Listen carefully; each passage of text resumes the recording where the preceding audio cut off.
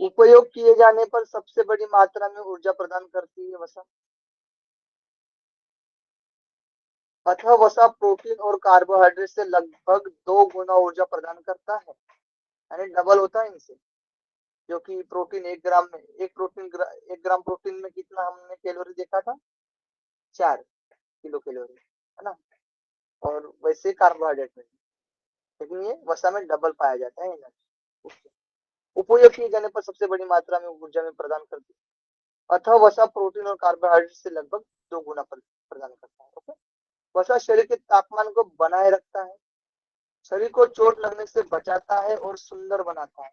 जो भी आपके चेहरे पर जो मुस्कुराहट, यानी जो चेहरे पे जो सुंदरता दिखती है ना, वसा के कारण दिखती है। ठीक है, थोड़ा बहुत वसा रहता है चेहरे पर तो और सुंदर दिखने में आता है। बहुत से विटामिन वसा में घुलनशील होते हैं, जैसे कि केला कहते हैं हम, के, ई, डी और ए। ये जो विटामिन होते हैं ये वसा में घुलनशील होते हैं। वसा का उपयोग स्टेरॉइड और हार्मोन बनाने में किया जाता है। हार्मोन्स वसा में घुलनशील विटामिन के लिए विलायक सॉल्वेंट के रूप में करता है कार्य। अतिरिक्त वसा उत्तकों में जमा हो जाती है और इसे तब उपयोग में लाया जाता है जब शरीर कार्बोहाइड्रेट की मात्रा कम हो जाती है। शरीर में जब कार्बोहाइड्रेट की मात्रा कम हो जाती है तो हम किसका यूज करते हैं, वसा का भी यूज करते हैं, प्रोटीन का भी यूज करने लग जाते हैं ऊर्जा के रूप में। वसा के कुछ कार्य देख लीजिए। और सामान्य वृद्धि और विकास के लिए होता है। वसा ऊर्जा का सबसे मुख्य स्रोत माना जाता है। विटामिन केडा यानी KEDA ये अवशोषित होता है वसा में। कोशिका झिल्ली को बनाए रखता है, ध्यान रखिएगा। खाद्य पदार्थ में स्वाद और स्थिरता प्रदान करता है, स्वाद और स्थिरता का प्रदान करता है वसा। स्वाद भी लाता है वसा की वजह से, स्वाद। अंगों के लिए आराम प्रदान करता है, आरामदायक लगता है वसा रहता है तो ज्यादा भी नहीं होना चाहिए। ठीक है, वसा के प्रकार देख लीजिएगा, जिसमें कि हम लोग 3 प्रकार देखेंगे मुख्य रूप से। क्या से क्वेश्चन पूछा जाता है, जो कि पहला असंतृप्त वसा यानी अनसेचुरेटेड फैट, दूसरा है संतृप्त वसा यानी सेचुरेटेड फैट, और तीसरा है ट्रांस वसा यानी ट्रांस। अब इसमें जो असंतृप्त वसा होता है ये अच्छा होता है, उससे थोड़ा बेकार बोलेंगे तो संतृप्त वसा हुआ, और उससे भी ज्यादा खराब बोलेंगे, बेकार बोलेंगे तो वो ट्रांस वसा होगा। फायदेमंद नहीं होता है हमारे लिए।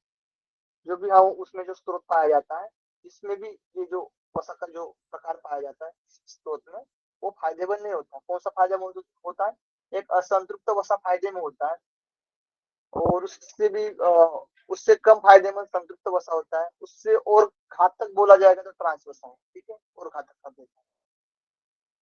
असंतृप्त वसा में 2 टाइप्स आती है, एक मोनो अनसेचुरेटेड फैट्स और एक होता है पॉली अनसेचुरेटेड।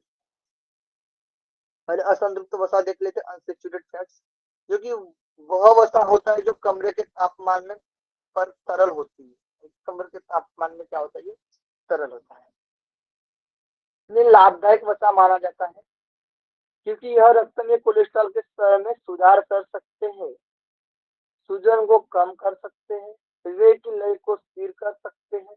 असंतृप्त वसा मुख्य रूप से पौधों से प्राप्त खाद्य पदार्थों में पाया जाता है, जैसे वनस्पति का तेल, बीज आदि में ही पाया जाता है असंतृप्त वसा। असंतृप्त वसा के 2 मुख्य प्रकार, जो कि मोनो अनसेचुरेटेड फैट और पॉली अनसेचुरेटेड। मोनो यानी कितना होता है, सिंगल होता है, पॉली यानी डबल होता है, पॉली। यह आमतौर पर कमरे के तापमान पर भी तरल होता है, जो मोनो अनसेचुरेटेड फैट है। स्वास्थ्य विशेषज्ञ का मानना है कि यह स्वास्थ्यप्रद होता है क्योंकि यह कुल कोलेस्ट्रॉल और LDL यानी low density lipoprotein, full form आप लोग ध्यान रखें। ठीक है, क्या फुल फॉर्म, LDL का लो डेंसिटी लिपोप्रोटीन, यानी क्योंकि यह फुल कोलेस्ट्रॉल और लो डेंसिटी लिपोप्रोटीन होता है, इसके लिए ये फायदेमंद बताया गया है कि कोलेस्ट्रॉल को कम करने में मदद करता है। कोलेस्ट्रॉल ज्यादा है तो उसको कम करता है, ठीक है, लो करता है। पॉली अनसेचुरेटेड के विपरीत होता है ये जो पॉली, जो नेक्स्ट प्रकार हम देखेंगे असंतृप्ति का, उसमें पॉली के विपरीत होता है। यह HDL यानी हाई डेंसिटी लिपोप्रोटीन यानी अच्छे कोलेस्ट्रॉल के स्तर को भी बनाए रखता है। ये जो हाई डेंसिटी लिपोप्रोटीन है अच्छे कोलेस्ट्रॉल, और लो डेंसिटी लिपोप्रोटीन है खराब होता है, तो इसको कम करने में मदद करता है, और हाई को क्या करता है, बैलेंस करता है। कौन? Mono unsaturated fat. जिससे क्या होता है, हृदय के लिए शानदार विकल्प बन जाता है। उदाहरण जैसे हम देख सकते हैं कि जैतून का तेल और जैतून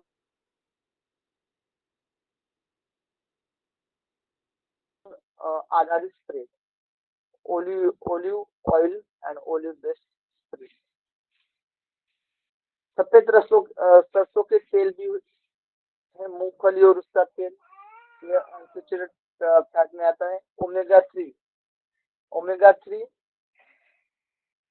इसमें ओमेगा थ्री पाया जाता है। ओमेगा थ्री वसा पॉली अनसैचुरेटेड वसा का एक महत्वपूर्ण प्रकार है। ठीक है, पॉली का बताया गया है यहाँ पर, ये पॉली का देख रहे हैं।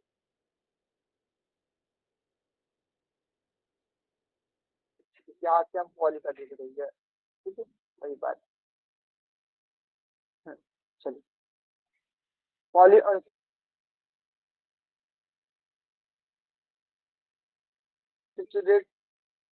ठीक है, पॉली अनसैचुरेटेड जो है वो हाई डेंसिटी लिपोप्रोटीन को बनाए रखने में मदद करता है, और जो मोनो जो होता है वो लो डेंसिटी लिपोप्रोटीन को कम करता है। ये आप ध्यान रखिएगा, थोड़ा मिस्टेक हो गया था।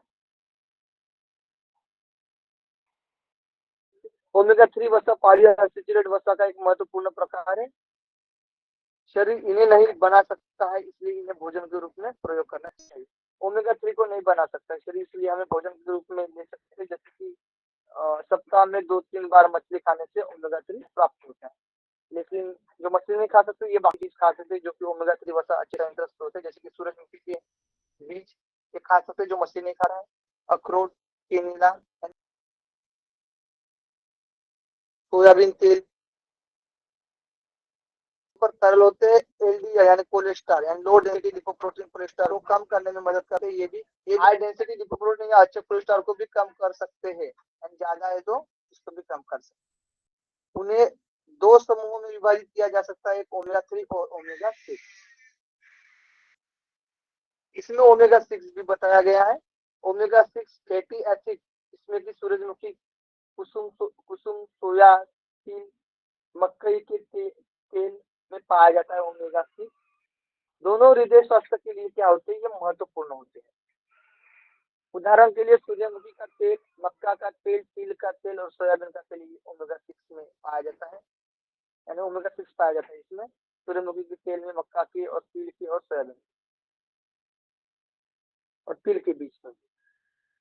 ओके, अब देखिएगा संतृप्त वसा यानी सैचुरेटेड फैट जो है, ये मुख्य रूप से पशु खाद्य पदार्थ में पाया जाता है। जो हमने ऊपर वाला जो देखा था ना असंतृप्त वसा, ये मुख्य रूप से किसमें पाया गया था, बताइए कोई भी है।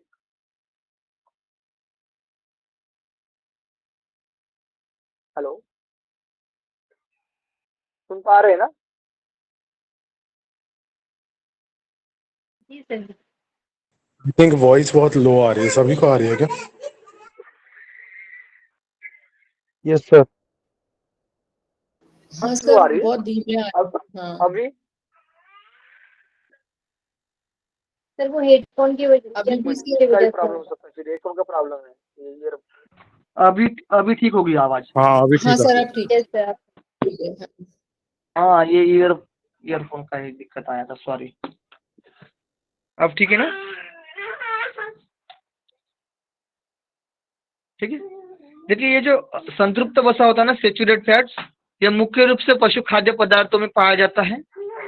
कुछ पौधे खाद्य पदार्थों में भी होता है, जैसे कि नारियल का तेल और ताड़ के तेल में पाया जाता है। और पाम कर्नेल तेल यानी उच्च मात्रा में होते हैं इसमें। पिज्जा, पनीर, दूध, कम वसा वाला दूध, मक्खन, मिठाई, मिश्रित फास्ट फूड, ये संतृप्त वसा के ही जो स्रोत हम लोगों ने देखा था। संतृप्त वसा के स्थान पर हम अच्छी वसा खाने पर क्या होता है, खराब जो एलडीएल यानी लो डेंसिटी लिपोप्रोटीन कोलेस्ट्रॉल कम हो जाता है, और यह कुल कोलेस्ट्रॉल के अनुपात को अच्छा यानी हाई डेंसिटी लिपोप्रोटीन कोलेस्ट्रॉल में क्या करता है, सुधार करता है। इसलिए हमें असंतृप्त वसा अनसेचुरेटेड फैट्स लेना चाहिए, जिससे कि हृदय रोग का खतरा कम होता है। संतृप्त वसा के स्थान पर अच्छी वसा खाने से इंसुलिन प्रतिरोध को रोकने में मदद मिल सकती है, जो कि मधुमेह के लिए क्या होता है, लाभदायक होता है। जो कि इंसुलिन पर हमला हो रहा है ना, प्रतिरोध हो रहा है, तो भी सेल अपनी जो हानि कर रही है उस पर रोक लगा जा सकता है असंतृप्त वसा खाने से। अब हम लोग देखते हैं ट्रांस वसा। ट्रांस वसा ये इससे भी घातक है, जो संतृप्त वसा इससे भी ट्रांस वसा क्या है, घातक है। ट्रांस ये फैटी एसिड, जिसे आमतौर पर ट्रांस वसा कहा जाता है, फैटी एसिड बोलते हैं हम, ठीक है, इसे आमतौर पर ट्रांस वसा भी कहा जाता है। यह हाइड्रोजन जो गैस होती है ना, जो एक हाइड्रोजन गैस और एक उत्प्रेरक की उपस्थिति में तरल वनस्पति तेलों को गर्म करके बनाया जाता है, यानी इसे हाइड्रोजीकरण कहा जाता है। यानी जो हाइड्रोजीकरण की प्रक्रिया, जो कृत्रिम तरीके से जो वसा बनाया जाता है, जो फैटी एसिड बनाया जाता है, जो भी हम जो भी स्रोत होता है उसका, ठीक है, जो हम लेते हैं तो दिक्कत करता है ये फैटी एसिड, ओके, जो कि हाइड्रोजीकरण करके रहता है, मिश्रित करके कुछ कृत्रिम तरीके से बनाया जाता है इसको, ठीक है, इसलिए घातक होता है। नेक्स्ट, जैसे हम लोग डालडा बोल सकते हैं, डालडा ले सकते हैं जिसमें ट्रांस वसा में अधिकांश कृत्रिम वसा होती है, जो हाइड्रोजन को तरल वनस्पति तेल में मिलाकर क्या किया जाता है, ठोस बनाया जाता है। हाइड्रोजन को मिलाकर तरल में मिलाकर क्या किया जाता है, इसमें ठोस किया जाता है। यानी जो संतृप्त असंतृप्त जो ले रहे उसमें भी हम क्या कर रहे हैं, मिलावट कर रहे हैं, ओके, हाइड्रोजन का इस्तेमाल करके उसको ठोस बनाया जा रहा है। ट्रांस वसा संतृप्त वसा की तुलना में कोलेस्ट्रॉल के स्तर के लिए अच्छी नहीं होती है, ओके, डन। अनसेचुरेट ज्यादा फायदेमंद होता है, ठीक है, और असंचुरित से जो संतृप्त जो वसा होता है ये घातक होता है, और संतृप्त से भी ट्रांस या जो फैटी एसिड बोलते हैं वो ज्यादा घातक होता है। क्लियर है सबको? अब देखिए यहाँ पर खाद्य पदार्थ में वसा की उपस्थिति मात्रा बताई गई है, जैसे कि वनस्पति तेल, जो भी वनस्पति तेल है उसमें 100% पाया जाता है वसा। वसा कितना पाया जाता है वनस्पति तेल में? 100%। वनस्पति घी में 100%, ताजा घी में 100%, मक्खन में 80%, पनीर में 40%, सूखे मेवे में ड्राई फ्रूट में 50%, दूध में 10%, सोयाबीन में 20%, मूंगफली में 35% यानी 35%, और मांस में 70% और मछली में 30% ये वसा पाया जाता है, ओके। मछली में कम पाया जाता है, मछली में प्रोटीन पाया जाता है, वसा कम पाया जाता है। प्रोटीन को देख लेते हैं। यह एक अत्यधिक जटिल कार्बनिक पदार्थ है, क्योंकि यहाँ पर क्या होता है, कार्बोहाइड्रेट तो होता है, प्लस क्या जोड़ा जाता है, नाइट्रोजन जोड़ा जाता है, इसलिए ये ज्यादा से ज्यादा मतलब ये क्या बोलते हैं, जटिल कार्बनिक होता है। इसको तोड़ने में नाइट्रोजन को भी तोड़ना पड़ रहा है इसमें, ठीक है, CHO को तोड़ ही रहे, लेकिन N को भी तोड़ रहे साथ में। पेप्टाइड बांड के माध्यम से एक साथ जुड़े कई अमीनो एसिड से बने होते हैं, जो कि 20 प्रकार के अमीनो एसिड होते हैं बोला जाता है ना। आवश्यक जो हमारे शरीर में 10 अमीनो एसिड बनते हैं और 10 हम भोजन से लेते हैं, तो ये 20 से बनते हैं प्रोटीन। पेप्टाइड बांड उसमें पाया जाता है। प्रोटीन में जैसे जो सूत्र बताया जाता है CHO, ये क्या है, कार्बोहाइड्रेट का सूत्र है, यही होता है। इसमें बस N मिल जाता है, नाइट्रोजन पोषक ये मिल जाता है, इसी को प्रोटीन कहा जाता है। ये गैर अमीनो एसिड शरीर द्वारा बनाए जा सकते हैं, जो गैर और नॉन गैर और जो बताया गया भोजन द्वारा बताया गया है, ठीक है। तो गैर अमीनो एसिड ये शरीर द्वारा बनाए जा सकते हैं, और जबकि आवश्यक अमीनो एसिड ये शरीर द्वारा नहीं बनाए जाते हैं, ये भोजन के द्वारा लेना पड़ता है हमें।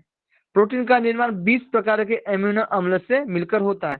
अब कई पर 21 भी आता है, मुझे लगता है कि क्वेश्चन में एक बार मैंने देखा था, नोटिस किया था 22 थे अपने PYQ में ही, योग के पेपर में ही, तो 22 को भी ध्यान दीजिएगा, ठीक है।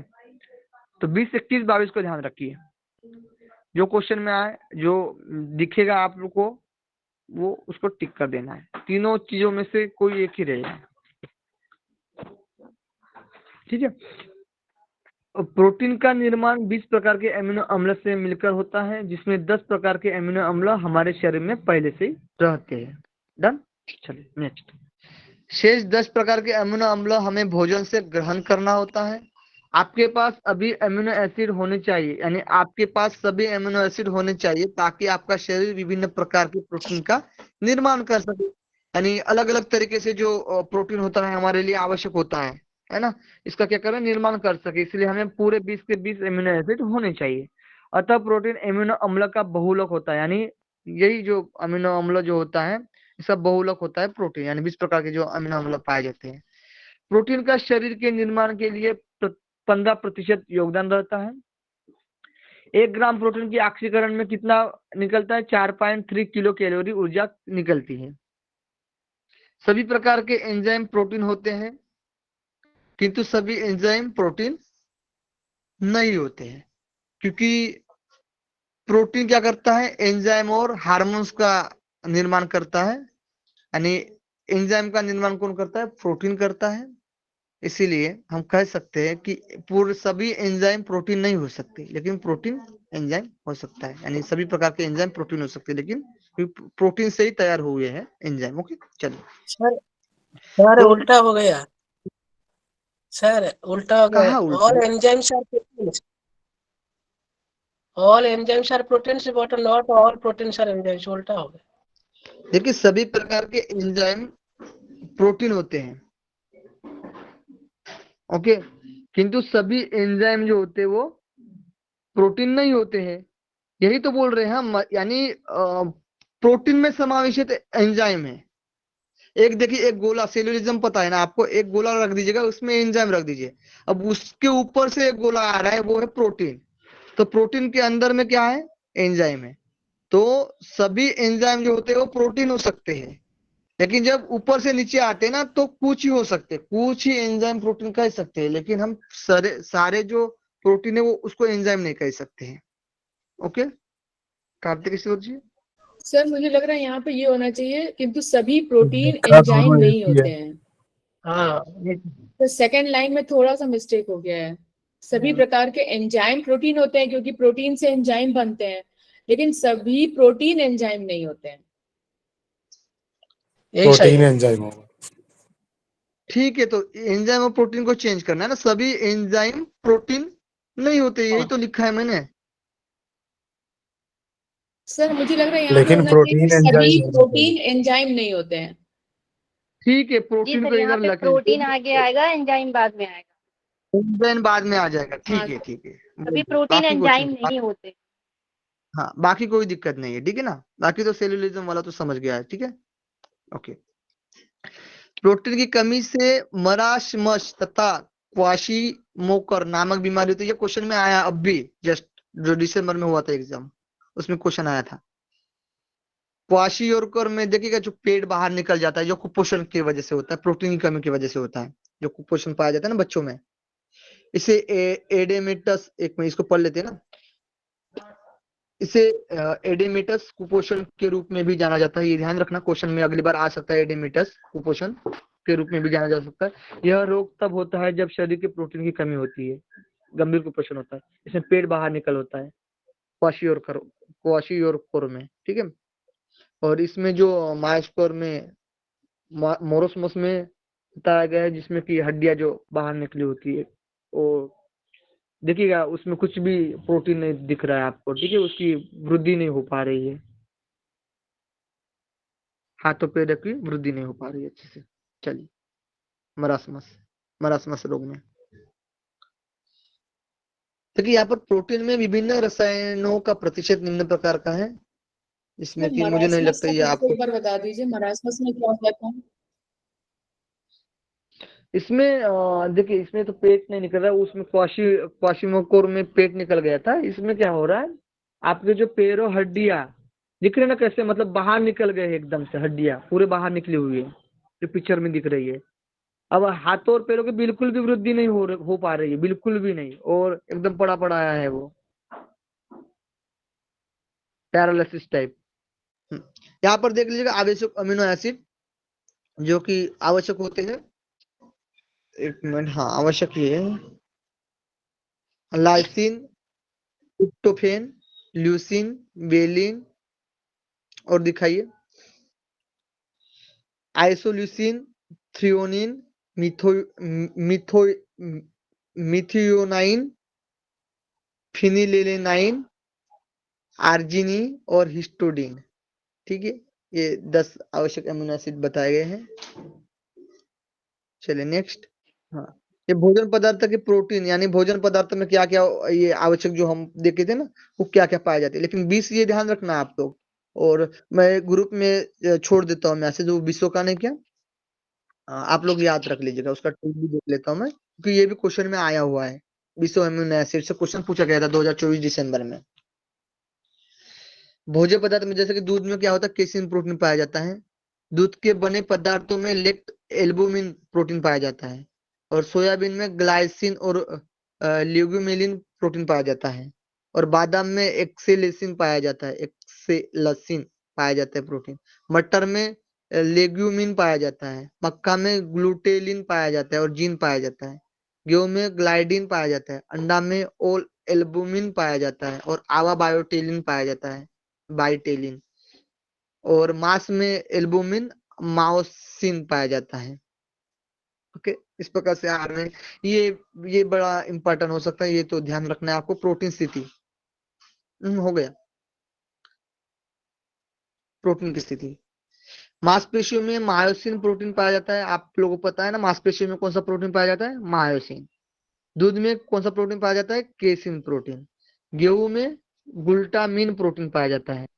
और रक्त में ग्लोबुलिन प्रोटीन पाया जाता है। और कीटों के बाह्य कंकाल में केरोटिन प्रोटीन पाया जाता है। प्रोटीन शरीर के वृद्धि और विकास के लिए अति आवश्यक है। सर्वाधिक प्रोटीन जो ये क्वेश्चन में आया था, सोयाबीन में पाया जाता है, फिर मशरूम में, फिर दाल में पाया जाता है। ओके, प्रोटीन के कार्य है विकास करना, यानी विशेषकर बच्चों, किशोर और गर्भवती महिलाओं के लिए महत्वपूर्ण होता है। ये ऊतकों की मरम्मत यानी टिश्यू को रिपेयर करता है। प्रतिरक्षा कार्य यानी इम्यून फंक्शंस को बनाए रखता है। आवश्यक हार्मोन्स और एंजाइम बनाता है। प्रोटीन क्या बनाता है, आवश्यक हार्मोन्स और एंजाइम बनाता है। कार्बोहाइड्रेट की अनुपस्थिति होने पर ऊर्जा के रूप में ये क्या करता है, कार्य करता है प्रोटीन। ये क्वेश्चन आया था। कमजोर मांसपेशियों का संरक्षण करने में मदद करता है प्रोटीन। ठीक है, प्रोटीन और किससे पाया जाता है, तो यहाँ पर प्राणी भोज्य पदार्थ जैसे कि मांस, मछली, यकृत, अंडा, दूध, दूध से बने पदार्थ में प्रोटीन पाया जाता है। और वनस्पति भोज्य पदार्थ में जैसे गेहूं के अंकुर, दालें, सूखी सेम, सोयाबीन, आलू, गाजर, शलजम, मेवे गिरी वाले फल व तिलहल, इसमें भी प्रोटीन पाया जाता है। ठीक है, जल को देख लेते हैं। समझ में आया प्रोटीन में, किसी को कुछ डाउट हो तो पूछिएगा। ठीक है, मैं आज ये शेयर कर देता हूँ ग्रुप में पीडीएफ, या फिर पूजा जी आप ये क्लास होने के बाद ये पीडीएफ शेयर कर दीजिएगा। हाँ, ठीक है। जल को देख लेते हैं। जल एक वाहक के रूप में कार्य करता है।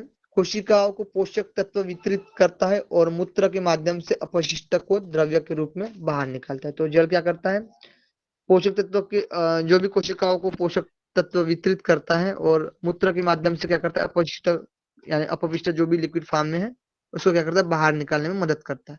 यह शरीर के तापमान और रक्त के आयनिक संतुलन के नियमन में भी एक अनिवार्य कारक है। तापमान बनाए रखना, रक्त के आयनिक के लिए भी ये संतुलन का कार्य करता है।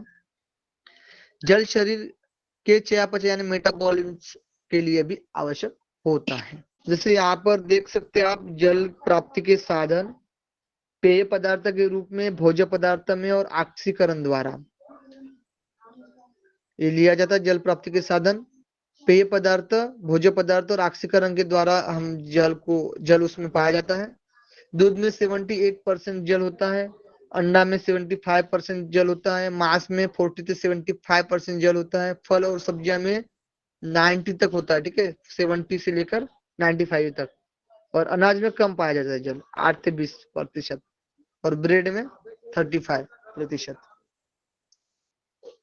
जल संबंधित रोग देखिएगा, हिपेटाइटिस ए व ई, पोलियो माइलिटिस, हिपेटाइटिस ए और ई हो सकता है, पोलियोमाइलिटिस, टाइफाइड, ठीक है, ये रोग बताए गए हैं। चलिए नेक्स्ट फाइबर को देख लेते हैं। फाइबर जो कि हम उसको हिंदी में रेशा कहते हैं, जिसमें कि विभिन्न कार्बोहाइड्रेट का मिश्रण होता है। इसमें कार्बोहाइड्रेट विभिन्न पाया जाता है। जैसे हम लोगों ने देखा था ना कि अनाज के अंदर का जो होता है आटा में क्या पाया जाता है, कार्बोहाइड्रेट, और छिलके में स्टार्च पाया जाता है, बोलते हैं ना, उसमें फाइबर की मात्रा होती है ना। चलिए, विभिन्न कार्बोहाइड्रेट का मिश्रण होता है, अन्य पोषक तत्वों की तरह पचता नहीं है ये, लेकिन आंत से लगभग परिवर्तित होकर गुजरता है। ये पचता नहीं है, लेकिन आंत से गुजरता है, लेकिन इसलिए अच्छा है हमारे लिए, खासकर मधुमेह वाले लोगों के लिए, मोटे लोगों के लिए भी। फाइबर स्रोत जैसे कि वनस्पति, फल, अनाज, सेम, फलियां जैसे पौधों के खाद्य पदार्थ में भाग के रूप में पाया जाता है। वनस्पति, फल, अनाज, सेम, फलियां जैसे पौधे के खाद्य पदार्थ में भाग के रूप में पाया जाता है। फाइबर भोजन को भारी या बड़ा बनाता है। फाइबर क्या करता है, भोजन को भारी या बड़ा बनाता है। अधिक वजन से युक्त व्यक्तियों को इसका प्रयोग करना चाहिए। जो भी ज्यादा वजनदार व्यक्ति है उसको इसका प्रयोग करना चाहिए। फाइबर मल को नरम और भारी बनाता है। क्या करता है, नरम और भारी बनाता है। यह कब्ज रोकने में मदद करता है। फाइबर पोषक तत्वों, ये बड़ा इंपॉर्टेंट है कब्ज के लिए, ठीक है। फाइबर पोषक तत्वों के अवशोषण को धीमा कर देता है। जो भी पोषक तत्व है उसके अवशोषण को क्या करता है, धीमा कर देता है। इसलिए तो मधुमेह वाले को ज्यादा फायदेमंद हो सकता है। इसका शुगर लेवल ज्यादा बढ़ गया है तो जल्दी से पच जाएगा, तो ज्यादा से ज्यादा ग्लूकोज प्राप्त होता जाएगा, है ना, तो फिर दिक्कत करेगा कहीं ना कहीं। इसलिए धीरे धीरे पचने का काम करता है, अवशोषित करने का काम करता है। देखिए यहाँ पर लिखा भी है ना, इसलिए यह पोषक तत्वों को धीरे धीरे रक्त के प्रभाव में प्रवेश करने में मदद करता है।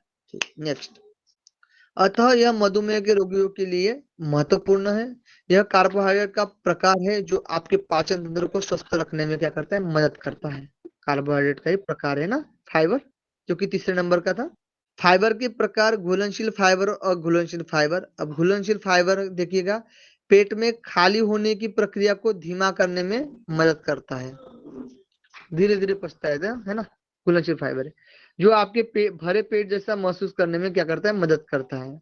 खाली भी पेट है तो ये क्या करता है, भरे जैसा मदद करता है, ज्यादा खाने की जरूरत नहीं पड़ती है। कोलेस्ट्रॉल कम करने में मदद करता है। रक्त शर्करा के स्तर को क्या करता है, स्थिर करता है, बैलेंस करता है। स्रोत जैसे कि फल में पाया जाता है, सब्जियों में पाया जाता है, जई जो फलिया में पाया जाता है। चलिए, अब अघुलनशील फाइबर देखिएगा, जिसमें कि प्रतिरोधी स्टार्च छोटी आंत में नहीं पचता है। ये जो स्टार्च होता है ये छोटी आंत में क्या करता है, नहीं पचता है, लेकिन इसके बजाय बड़ी आंत में क्या करता है, पहुंच जाता है, और यह अच्छे बैक्टीरिया के उत्पादन में सहायता कर सकता है और आंत्र स्वास्थ्य में सुधार करता है। बोलते हैं ना, बड़ी आंत में क्या होता है, अच्छे बैक्टीरिया पाए जाते हैं हमारे, ठीक है। उसके उत्पादन में क्या करता है, ये सहायक होता है और उत्पादन करने में सहायक करता है। स्रोत इसमें अनाज, अखरोट, बीज, गेहूं के चोकर में ये पाया जाता है, अघुलनशील फाइबर। फाइबर की आवश्यक मात्रा देख लेते हैं।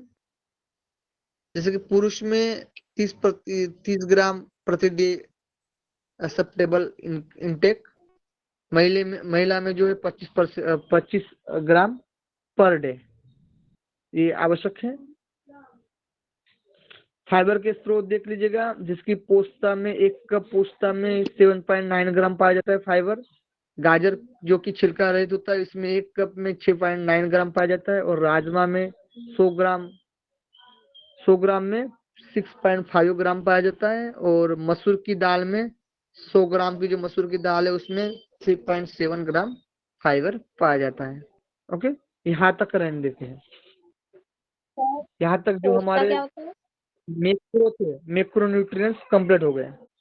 इसको क्या बोले थे जानकी जी, आप इसको स्क्रीन बंद कर दीजिएगा आप लोग। खाना होता है।